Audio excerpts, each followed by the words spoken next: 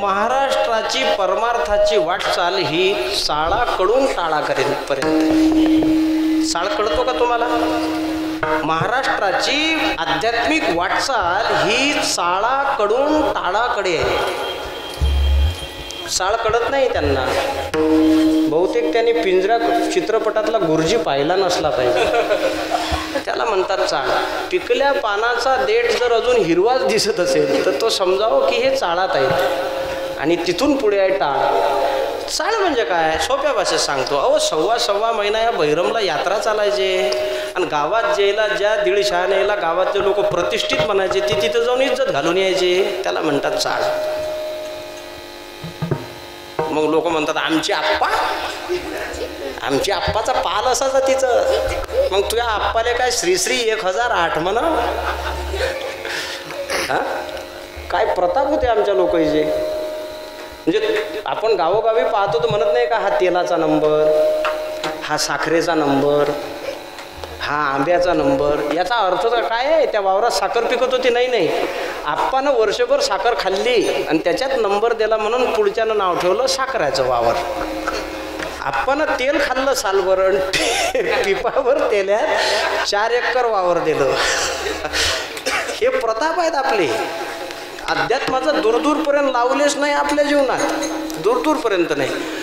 पण संत जीवनातलं वैभव सांगतो मी तुम्हाला. महाराष्ट्राच्या प्रत्येक जातीमध्ये एक संत जर जन्माला आला असेल तर याचं कारण असं आहे, अध्यात्माच्या या शेतीत ज्ञानोबराय तुकोबराय संतांसारख्यांनी घेतलेलं सुंदर पीक म्हणून महाराष्ट्राच्या प्रत्येक जातीत संत जन्माला आले.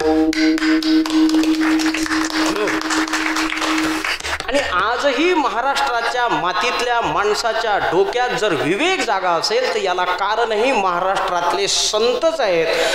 है संत दुनिया में जगे तब ही रही दुनिया खड़ी, उनके प्रतापों से अभी तक नीचे नहीं पड़ी, कितना जगत में पाप है.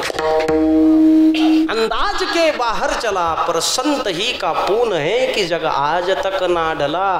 सोप्या भाषेत सांगो, आजही तुमच्यातली माझ्यातली माणुसकी जर शिल्लक असेल ना तर समजावं ही कोण्यातरी साधूची देण आहे साहेब, नाही तर माणसं हैवान आहेत. परिस्थिती गंभीर आहे. भारतात साधू नसते तर भारताची शिर्या व्हायला वेळ लागणार नसता. भारतात जर संत नसते तर आजची स्थिती अफगाणिस्तानासारखी झाली असते. अजूनही विश्वबंधुत्वाची कामना जर तुमच्या माझ्या मनात असेल तर हे विश्वबंधुत्वाचं बीज रोपण ज्या संतांनी केलं त्याचं श्रेय संतांना जातं. कारण त्या संतांनी हे बीज रोपण करत असतानाची घेतलेली भूमिका एका गुरुजीची होती. त्यांनी शिकवलं तुम्हाला म्हणा. टाळ दिंडी घेऊन हाती विठ्ठल नाम गाऊ किती आम्ही दैवाचे दैवाचे, आम्ही दैवाचे दैवाचे.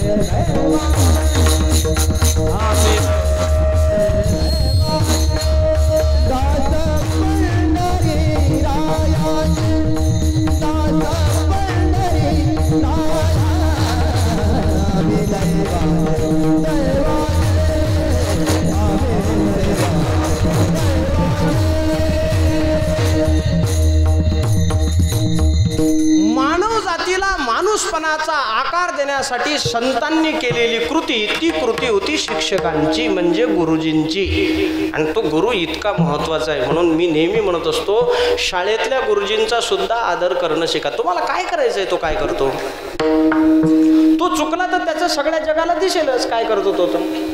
पण तुम्ही तुमची भूमिका नका बदलू देऊ, कारण तुम्हाला त्याच्याकडून ज्ञान घ्यायचं आहे साहेब. एक सामान्य भाषेत मराठीत म्हण आहे, काय काय खाते याच्यापेक्षा ते काय देते याला लय महत्त्व आहे. तुम्ही विद्या अर्जन करत असताना तर तुमचे गुरु ब्रह्मा विष्णू महेश आहेत अशा स्वरूपाने जाऊन जर तुम्ही पुढे बसणार तर जीवनात आमूलाग्र बदल झाल्याशिवाय राहणार नाही. आणि बहुतेक तुम्ही ज्याच्याकडे जाऊन शिकताय त्याला काय कळते एवढं जरी तुमच्या डोक्यात आलं तर तुमचं काही होऊ शकत नाही. बहुतेक या जगात आतापर्यंत ज्यांचं काहीच झालं नाही, कारण त्यांचं काही व्हायला कारण नाही, ते जेव्हा त्यांच्या पुढे बसले तेव्हा याला काय कळते म्हणून त्याचेच माप काढत बसले. म्हणून जीवनात त्यांचंही माप निघालं. गुरु तुमच्या जीवनाचा कर्णधार आहे. ती भूमिका संत महात्मे तुमच्या माझ्यासाठी घेतात. तैसे संत जगी क्रिया करुणी दाविती अंगी, अंगीभूत सांगितलंय. आणि दुसरं उदाहरण दिलंय, संत काय करतात, आई जशी आपल्या बाळाच्या साठी जाणून पावलं म्हणजे बाळाला प्रसन्नता मिळावी म्हणून जशा क्रिया करते, तसे संत या जगात जगताला प्रसन्नता मिळावी म्हणून क्रिया करतात. अभंगाच्या दुसऱ्या चरणात तैसे संत बालकाचे चाले